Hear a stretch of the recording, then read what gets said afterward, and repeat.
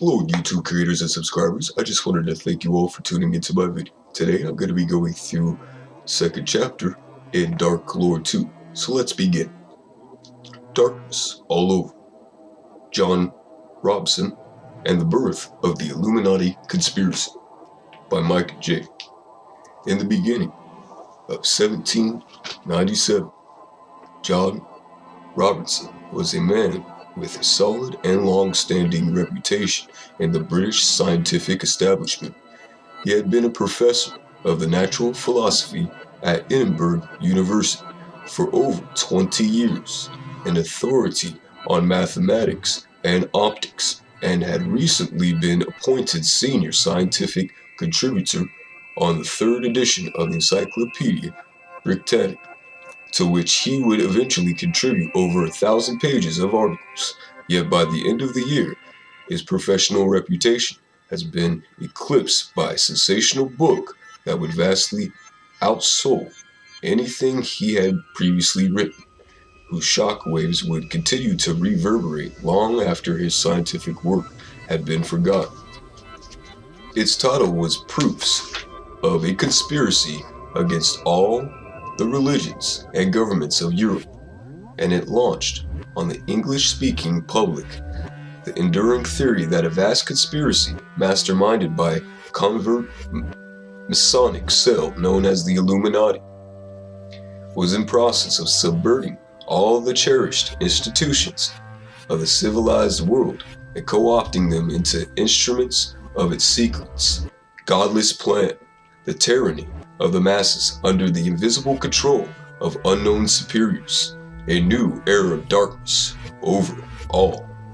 The first edition of Proofs of a Conspiracy sold out within days, and within a year had been republished many times, not only in Edinburgh, but in London, Dublin, and New York.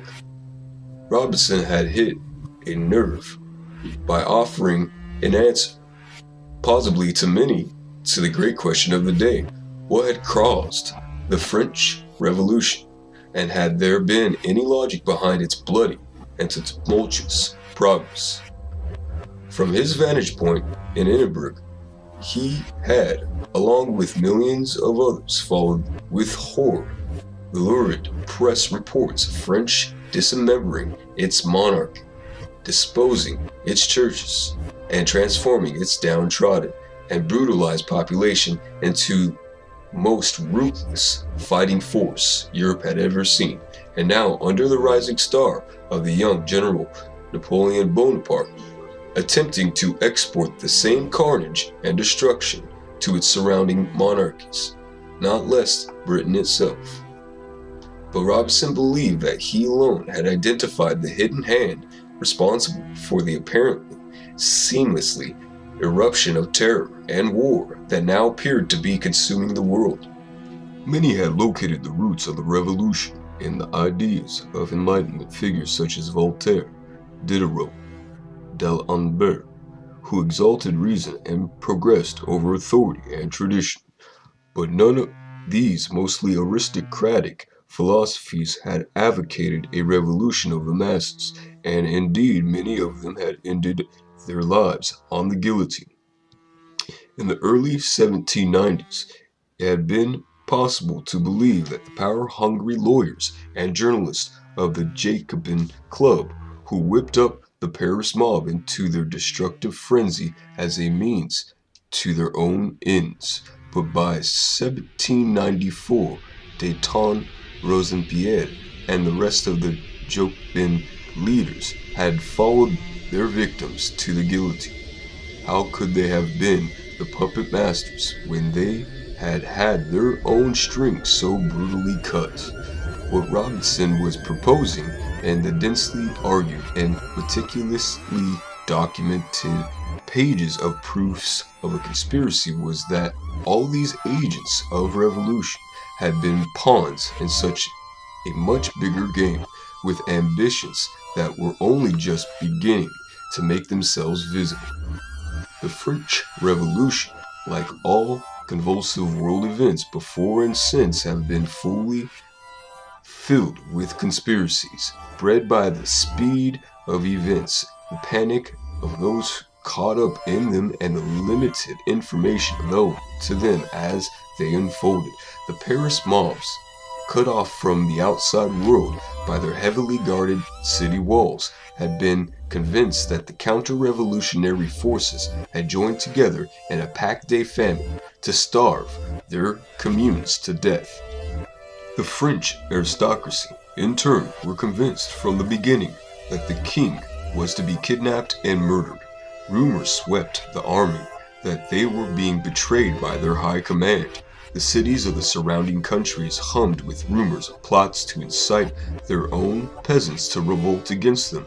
In Britain, enemies of the revolution such as Edmund Burke had claimed from the beginning that already confederacies and correspondences of the most extraordinary nature are forming in several countries, and by 1797 most believed with good reason that secret societies in Ireland were plotting with Napoleon to overthrow the British government and invade the mainland.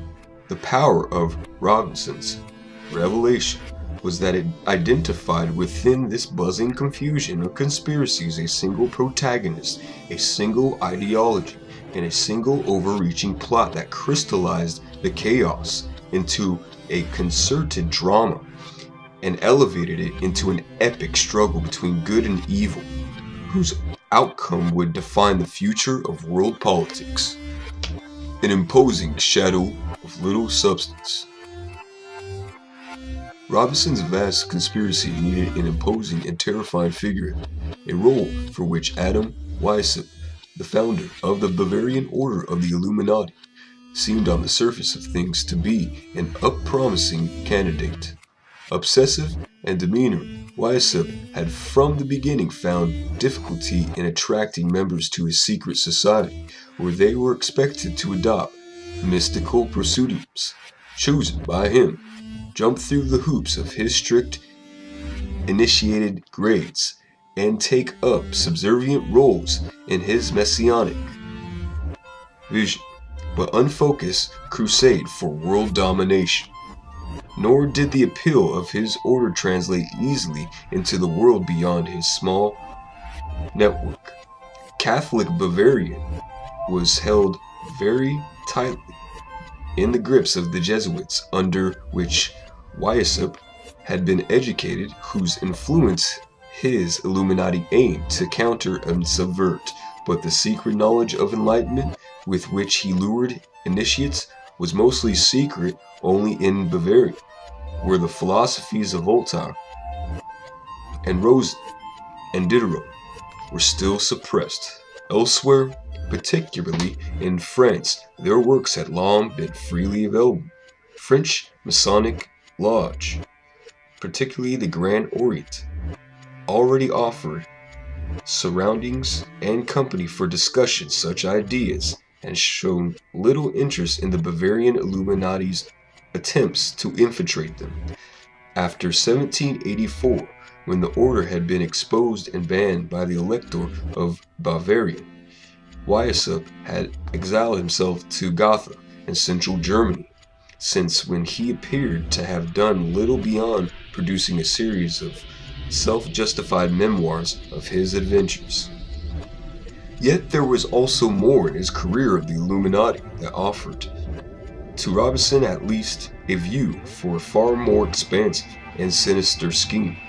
Weishaupt's grandiose sense of his own mission and the order's extravagant structures, its nested grades of novice and Illuminati's minor and major, and the purportents of pursuitiums of members such as Spartacus, Cato, and Pythagoras, all hinted at a far larger organization than that which had been exposed. Weishaupt's subsequent publications had also revealed an ideology more extreme and politically reckless than most of the enlightened philosophies of the day. While most of the leading apostles of reason, such as Voltaire, had envisioned that their program would eventually generate benign rule by an educated elite, Weishaupt had espoused a radical program of egalitarian reforms, including the abolition of all private property, inspired by Jean-Jacques Rousseau. Belief that the exercise of reason would free humanity from its chains of servitude and restore the natural life of the noble savage. This was perhaps in the 1780s.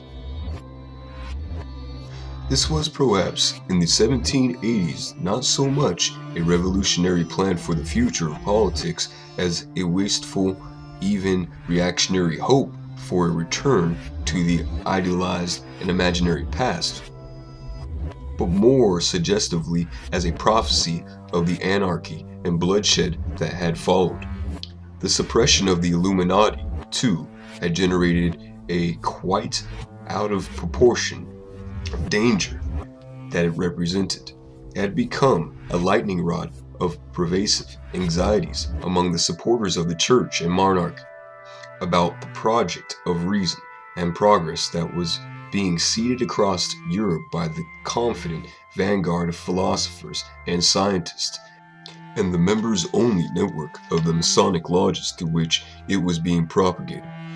Most representatives of this world were discreet about their activities and about their beliefs, but Weishaupt exposure, with his cloak and dagger strategy of covert infiltration and his doctrine of perfection of human nature by the destruction of government and religion, offered dramatic confirmation of the traditionalists' deepest fears.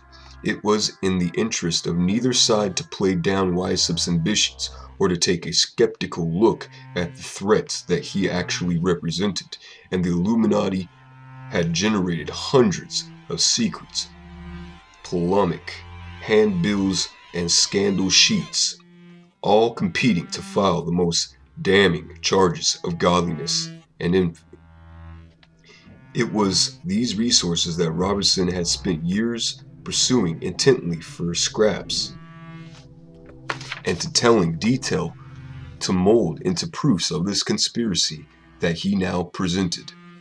To the dispassionate observer, Weishaupt and his Illuminati might have been a suggestive precursor or an eloquent symbol of the forces that were now reconfiguring in Europe, but Robertson, they had become the literal cause, the center, thus far invisible, of the web of events that had consumed the world.